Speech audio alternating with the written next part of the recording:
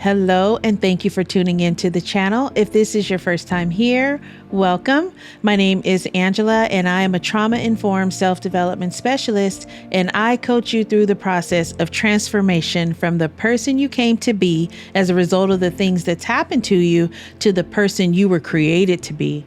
I teach you how to apply biblical and personal development principles to help you achieve inside-out success in life, ministry, and business.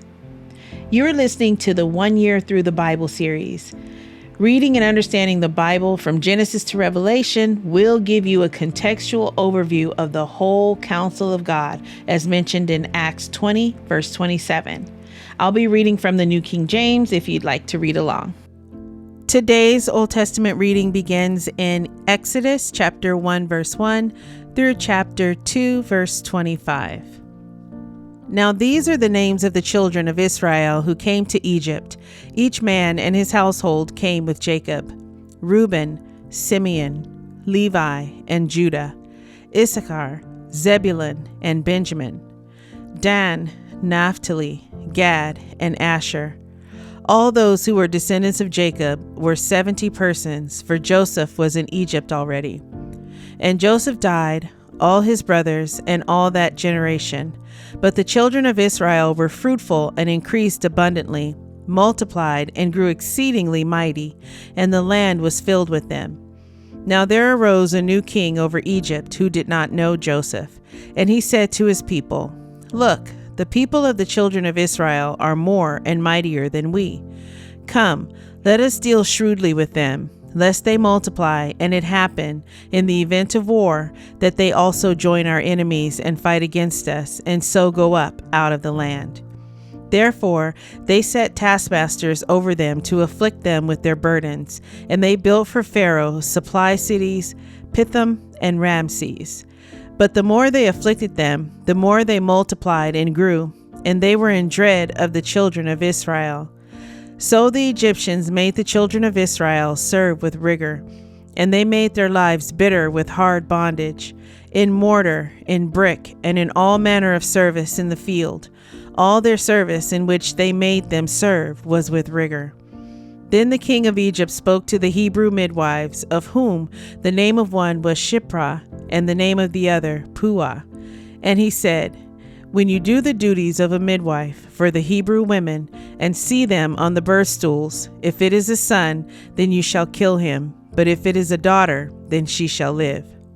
But the midwives feared God, and did not do as the king of Egypt commanded them, but saved the male children alive. So the king of Egypt called for the midwives and said to them, "Why have you done this thing, and saved the male children alive?" And the midwives said to Pharaoh, "Because the Hebrew women are not like the Egyptian women, for they are lively and give birth before the midwives come to them." Therefore God dealt well with the midwives, and the people multiplied and grew very mighty. And so it was, when the midwives feared God, that he provided households for them. So Pharaoh commanded all his people, saying, "Every son who is born you shall cast into the river, and every daughter you shall save alive." And a man of the house of Levi went and took his wife, a daughter of Levi. So the woman conceived and bore a son. And when she saw that he was a beautiful child, she hid him 3 months. But when she could no longer hide him, she took an ark of bulrushes for him, daubed it with asphalt and pitch, put the child in it, and laid it in the reeds by the river's bank. And his sister stood afar off to know what would be done to him. Then the daughter of Pharaoh came down to bathe at the water, and her maidens walked along the riverside. And when she saw the ark among the reeds, she sent her maid to get it. And when she opened it, she saw the child, and behold, the baby wept. So she had compassion on him, and said, "This is one of the Hebrews' children." Then his sister said to Pharaoh's daughter, "Shall I go and call a nurse for you from the Hebrew women, that she may nurse the child for you?" And Pharaoh's daughter said to her, "Go." So the maiden went and called the child's mother. Then Pharaoh's daughter said to her, "Take this child away and nurse him for me, and I will give you your wages." So the woman took the child and nursed him. And the child grew, and she brought him to Pharaoh's daughter, and he became her son. So she called his name Moses, saying, Because I drew him out of the water. Now it came to pass in those days, when Moses was grown, that he went out to his brethren and looked at their burdens, and he saw an Egyptian beating a Hebrew, one of his brethren. So he looked this way and that way, and when he saw no one, he killed the Egyptian and hid him in the sand. And when he went out the second day, behold, 2 Hebrew men were fighting. And he said to the one who did the wrong, Why are you striking your companion? Then he said, Who made you a prince and a judge over us? Do you intend to kill me as you killed the Egyptian? So Moses feared and said, Surely this thing is known. When Pharaoh heard of this matter, he sought to kill Moses. But Moses fled from the face of Pharaoh and dwelt in the land of Midian, and he sat down by a well. Now the priest of Midian had 7 daughters, and they came and drew water, and they filled the troughs to water their father's flock. Then the shepherds came and drove them away, but Moses stood up and helped them and watered their flock. When they came to Reuel, their father, he said, How is it that you have come so soon today? And they said, An Egyptian delivered us from the hand of the shepherds, and he also drew enough water for us and watered the flock. So he said to his daughters, And where is he? Why is it that you have left the man? Call him, that he may eat bread. Then Moses was content to live with the man, and he gave Zipporah, his daughter, to Moses. And she bore him a son. He called his name Gershom, for he said, I have been a stranger in a foreign land. Now it happened in the process of time that the king of Egypt died. Then the children of Israel groaned because of the bondage, and they cried out, and their cry came up to God because of the bondage. So God heard their groaning, and God remembered his covenant with Abraham, with Isaac, and with Jacob. And God looked upon the children of Israel, and God acknowledged them. Psalm 15, verses 1 through 5. Lord, who may abide in your tabernacle? Who may dwell in your holy hill? He who walks uprightly and works righteousness and speaks the truth in his heart. He who does not backbite with his tongue, nor does evil to his neighbor, nor does he take up a reproach against his friend, in whose eyes a vile person is despised. But he honors those who fear the Lord. He who swears to his own hurt and does not change. He who does not put out his money at usury, nor does he take a bribe against the innocent. He who does these things shall never be moved. Proverbs chapter 4, verses 25 through 27. Let your eyes look straight ahead, and your eyelids look right before you. Ponder the path of your feet, and let all your ways be established. Do not turn to the right or to the left. Remove your foot from evil.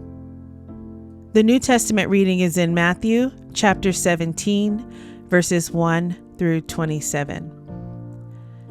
Now after 6 days, Jesus took Peter, James, and John, his brother, led them up on a high mountain by themselves, and he was transfigured before them. His face shone like the sun, and his clothes became as white as the light. And behold, Moses and Elijah appeared to them, talking with him.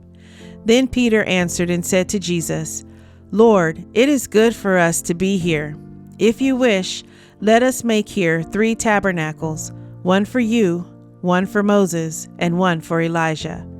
While he was still speaking, behold, a bright cloud overshadowed them, and suddenly a voice came out of the cloud saying, This is my beloved Son, in whom I am well pleased. Hear him. And when the disciples heard it, they fell on their faces and were greatly afraid. But Jesus came and touched them and said, Arise and do not be afraid. When they had lifted up their eyes, they saw no one but Jesus only. Now as they came down from the mountain, Jesus commanded them, saying, Tell the vision to no one until the Son of Man is risen from the dead. And his disciples asked him, saying, Why then do the scribes say that Elijah must come first? Jesus answered and said to them, Indeed, Elijah is coming first and will restore all things. But I say to you that Elijah has come already, and they did not know him, but did to him whatever they wished. Likewise, the Son of Man is also about to suffer at their hands." Then the disciples understood that he spoke to them of John the Baptist. And when they had come to the multitude, a man came to him, kneeling down to him and saying, "Lord, have mercy on my son, for he is an epileptic and suffers severely, for he often falls into the fire and often into the water. So I brought him to your disciples, but they could not cure him." Then Jesus answered and said, "O faithless and perverse generation, how long shall I be with you? How long shall I bear with you? Bring him here to me." And Jesus rebuked the demon, and it came out of him, and the child was cured from that very hour. Then the disciples came to Jesus privately and said, "Why could we not cast it out?" So Jesus said to them, "Because of your unbelief. For assuredly I say to you, if you have faith as a mustard seed, you will say to this mountain, 'Move from here to there,' and it will move, and nothing will be impossible for you." However, this kind does not go out except by prayer and fasting. Now while they were staying in Galilee, Jesus said to them, "The Son of Man is about to be betrayed into the hands of men, and they will kill him, and the third day he will be raised up." And they were exceedingly sorrowful. When they had come to Capernaum, those who received the temple tax came to Peter and said, "Does your teacher not pay the temple tax?" He said, "Yes." And when he had come into the house, Jesus anticipated him, saying, "What do you think, Simon? From whom do the kings of the earth take customs or taxes? From their sons or from strangers?" Peter said to him, "From strangers." Jesus said to him, "Then the sons are free. Nevertheless, lest we offend them, go to the sea, cast in a hook, and take the fish that comes up first. And when you have opened its mouth, you will find a piece of money. Take that and give it to them for me and you." I hope you're enjoying your daily walk through the Word. Please leave a comment and let me know what stood out to you in today's reading. Subscribe to the channel and hit the notification bell. Thank you, Lord, for providing your word to us today.